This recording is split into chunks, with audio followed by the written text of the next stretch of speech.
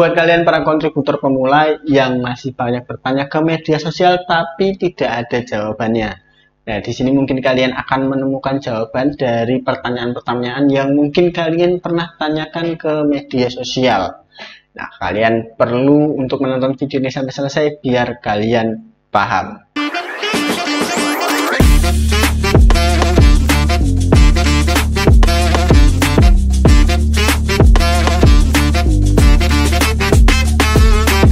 Assalamualaikum warahmatullahi wabarakatuh. Kembali lagi di channel Hunter Picture, channel yang membahas putaran microstock dan fotografi. Sebagai seorang pemula microstocker memanglah sangat banyak untuk diwajibkan bertanya, tetapi pertanyaannya itu yang berkualitas ya guys ya, jangan yang sepele-sepele. Nah, karena sudah banyak sekali informasi yang telah disampaikan di media sosial, di YouTube, di Instagram, bahkan kalau kalian mau cari infonya di ChatGPT itu bisa membantu. Itu ya, kalau saya itu seringnya bertanya ke ChatGPT sih guys, dia itu bisa membantu saya. Kalau memang tidak bertemu jawabannya, ya saya baru bertanya ke orang lain.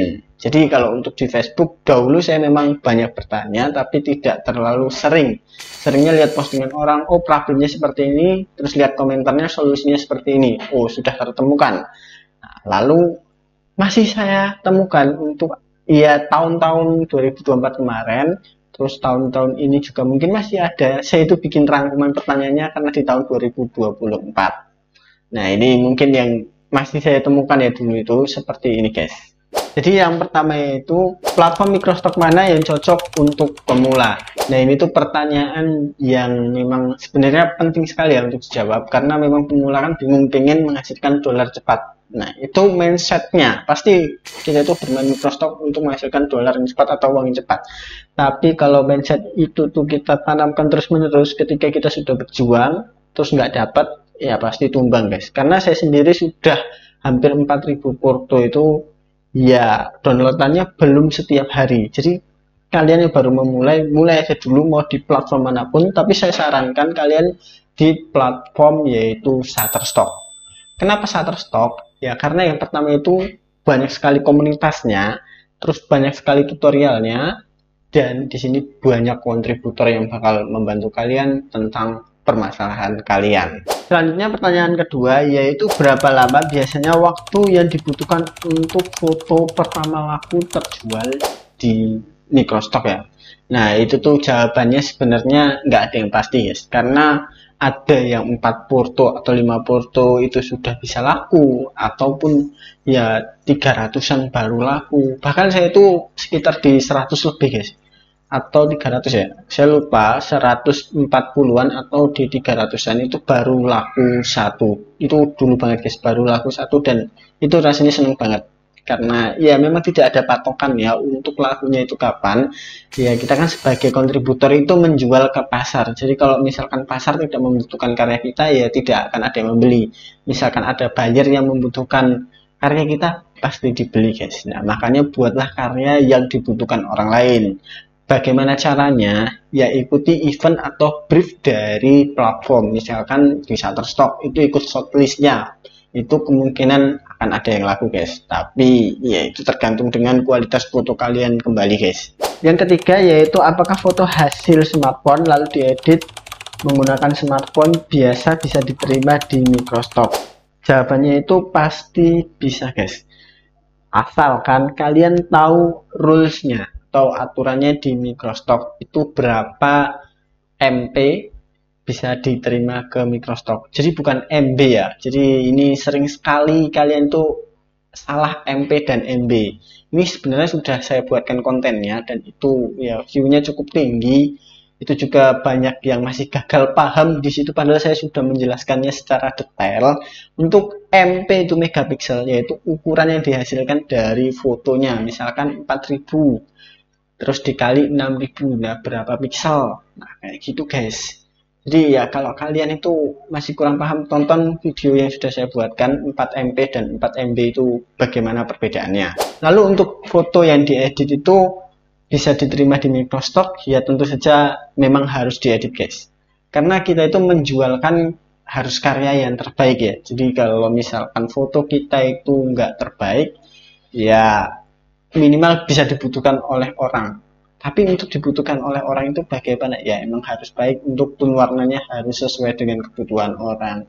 Tapi memang ada foto yang tone warnanya itu aneh dan dibeli oleh orang. Saya juga pernah mengalami hal ini.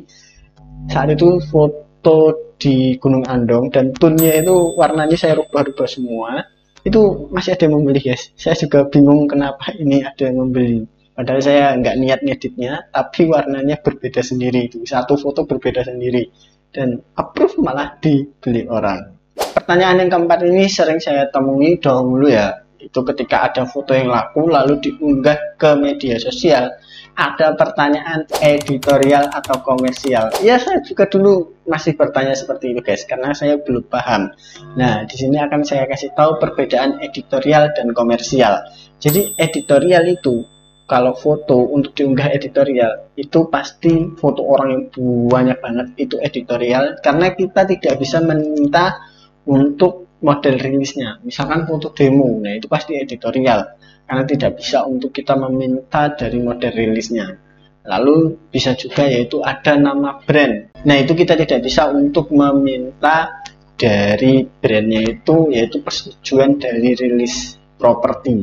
Itu nggak bisa, guys. Jadi ya memang kalau udah ada nama brand, ada orang banyak banget, itu nggak bisa. Intinya kalau kalian nggak bisa meminta model rilis atau properti rilis, yaitu pasti dieditorialkan. Seperti foto-foto yang saya ada di GWK itu semuanya editorial, lalu tarik kecak itu editorial. Ya karena memang itu tidak memungkinkan untuk meminta tanda tangan satu-satu, terus saya juga ngambilnya cepat-cepat aja. Nah itu editorial, guys. Kalau untuk komersial itu foto-foto yang simple, yang single objek, buah-buahan, tangan gini aja, itu bisa laku, guys. Terus kok foto orang itu bisa masuk komersial? Ya karena itu ada yang namanya model rilis, guys. Kalau kalian pengen paham model rilis, tonton konten saya yang ada di YouTube. Tinggal kalian cari saja yang namanya model rilis di YouTube saya, pasti ketemu nanti. Yang kelima yaitu pertanyaannya sering sekali, ya masih saja ketika ada yang upload ke media sosial pasti yang ditanyakan foto. Bahkan sampai sekarang saya juga masih bertanya, guys. Ini bukan untuk pemula juga, karena ya saya juga masih pemula sih sebenarnya. Di sini tuh bertanya tentang foto. Kalau misalkan ada yang aku upload ke media sosial pasti ada yang tanya foto berapa. Nah, karena kita bisa untuk acuan, kita juga sebenarnya bukan acuan sih foto itu. Semakin banyak foto, semakin banyak yang laku. Itu memang benar, tapi nggak sepenuhnya benar. Tergantung dari kualitas dan juga kebutuhan pasarnya.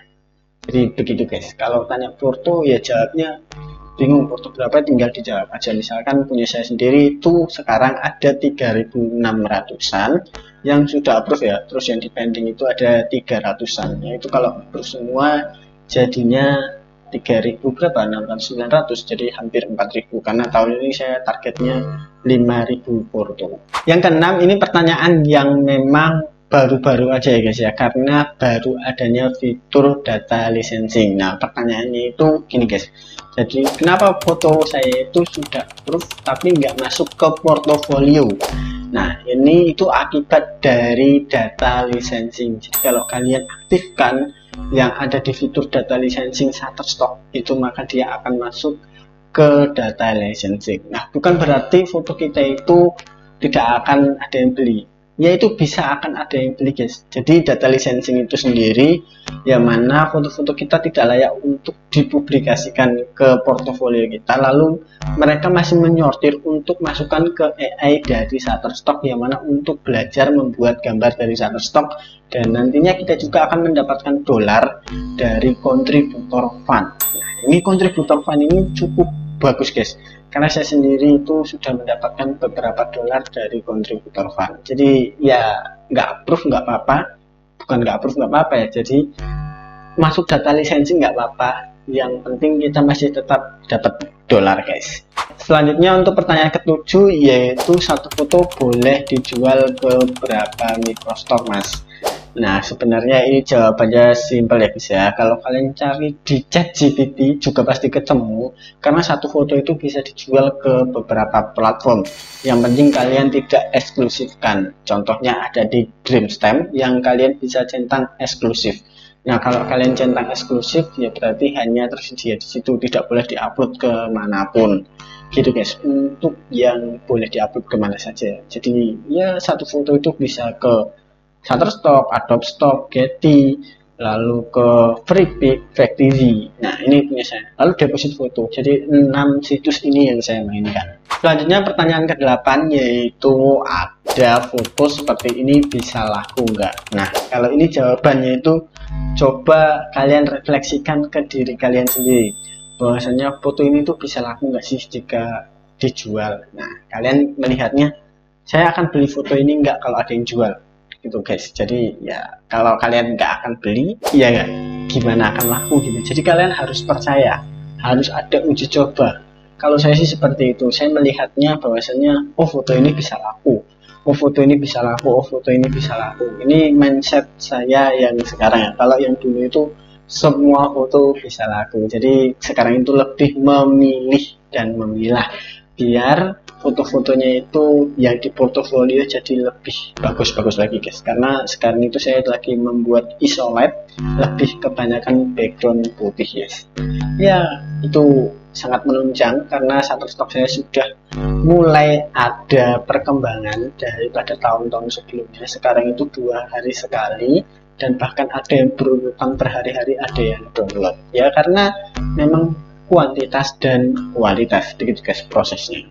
Pertanyaan ke-9 yang sering saya temui yaitu deskripsinya bagaimana Bang. Jadi kalau di foto atau di video yang kita unggah ke media sosial, terus pasti nggak pasti ding, ada yang tanya.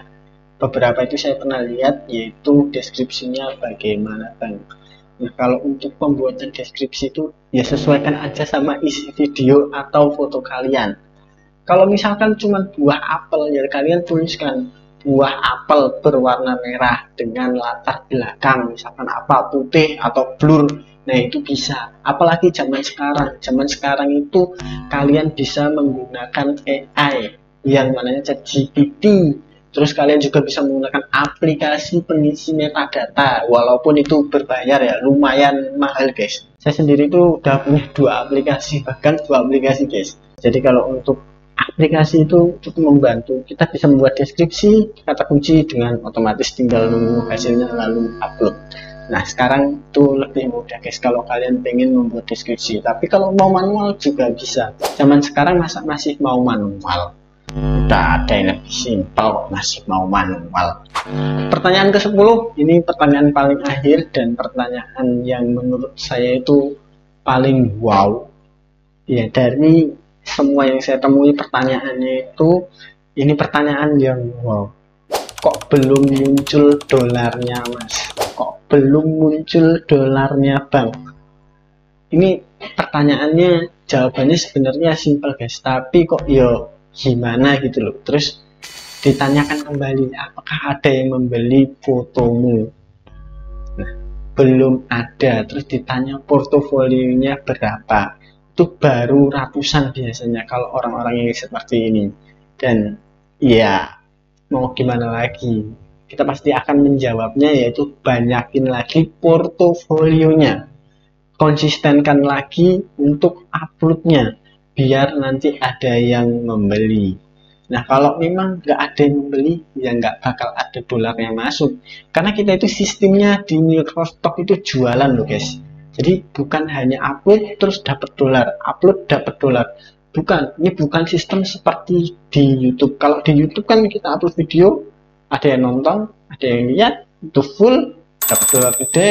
Terus ada yang view-nya besar, dapat dolar banyak. Nah, itu kalau di YouTube. Kalau itu pun sudah monet. Nah, kalau di Microstock itu dia sistemnya kalau ada yang beli baru kita dapat dolar, dan itu pun dolarnya dipotong oleh pihak Microstock dulu. Kita tuh hanya mendapatkan satu foto 1.500 perak satu foto, tapi dengan 1.500 itu kita bangga guys bahwasanya foto kita tuh bisa berguna untuk orang lain. Ya saya tuh cukup bangga banget. Walaupun yang laku itu saya ingat sekali fotonya, foto luang itu baru satu dan kecil, tapi saya bangga walaupun fotonya itu foto yang seadanya tapi bisa laku. Ya alhamdulillah. Mungkin hanya itu tadi rangkuman dari pertanyaan-pertanyaan yang sering saya ketemu ya di Facebook maupun di media sosial lainnya. Ya kalau misalkan kalian punya pertanyaan-pertanyaan yang cukup unik dan aneh ataupun pertanyaan mendasar tentang Microstock, boleh kalian tanyakan atau join ke grup Telegram saya, pasti akan saya jawab untuk pertanyaan kalian ya. Untuk tips-tips yang menarik juga sudah saya sediakan di YouTube, tinggal kalian tonton saja dan nikmati untuk video-videonya. Ya saya mah tinggal membagikan apa yang saya ketahui aja guys. Terima kasih yang sudah menonton. Sekian, wassalamualaikum warahmatullahi wabarakatuh. Bali, Indonesia.